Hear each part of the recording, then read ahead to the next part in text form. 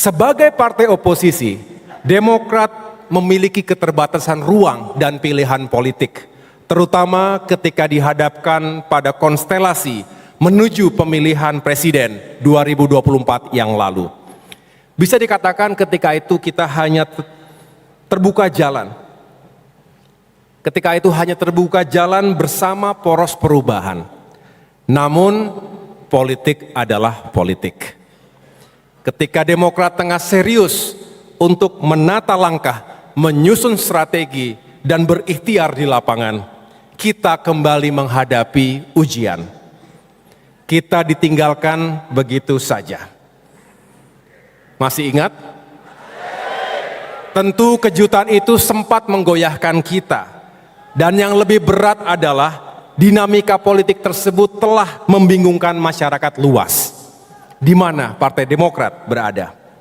Tentu kita punya harga diri dan kehormatan, dan kita bersyukur bahwa peristiwa tersebut justru telah membawa kita pada sesuatu yang jauh lebih baik, di mana akhirnya terbuka ruang dan jalan kebersamaan dengan Bapak Prabowo Subianto. Alhamdulillah, Demokrat menjadi bagian penting dari perjuangan dan kemenangan Pilpres 2024. Dan kini kader-kader utama Partai Demokrat dipercaya untuk membantu Presiden Prabowo mengemban amanah di pemerintahan nasional.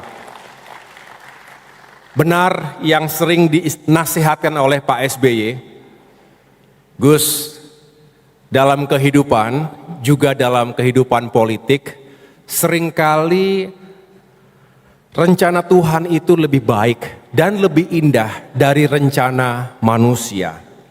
Yang penting dalam setiap hal, selalu niatkan dengan baik dan ikhtiarkan dengan baik.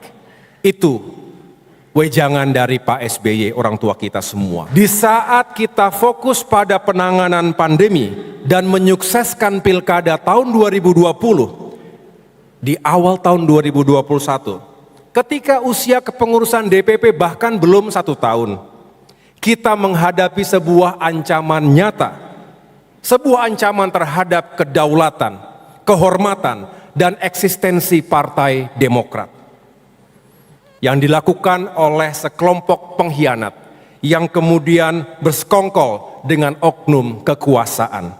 Mereka ingin mengambil alih partai kita ini secara inkonstitusional, melabrak etika, moral, hukum, dan tentunya akal sehat.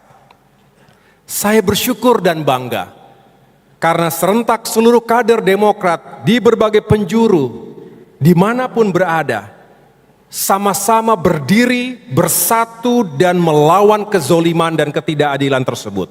Keberanian, kesetiaan, dan juga kekompakan dan kecepatan kita dalam bertindak yang telah menyelamatkan partai kita. Dan karena itu juga rakyat memberikan dukungan moral kepada kita. Dan mengapa mereka menyampaikan itu? Karena menyelamatkan Demokrat sama dengan menyelamatkan demokrasi di Indonesia. Hashtag selamatkan Demokrat, selamatkan demokrasi mengisi ruang-ruang publik di media-media massa maupun media sosial, di kampus-kampus. Dan tentunya itu semua telah mempersatukan para pecinta demokrasi. Alhamdulillah kita lulus ujian besar tersebut setelah melewati perjuangan yang panjang baik pada ranah hukum, politik, dan sosial yang semua itu menyita waktu, energi, pikiran, dan sumber daya yang kita miliki. Masih ingat itu semua? Tentu kita segera move on.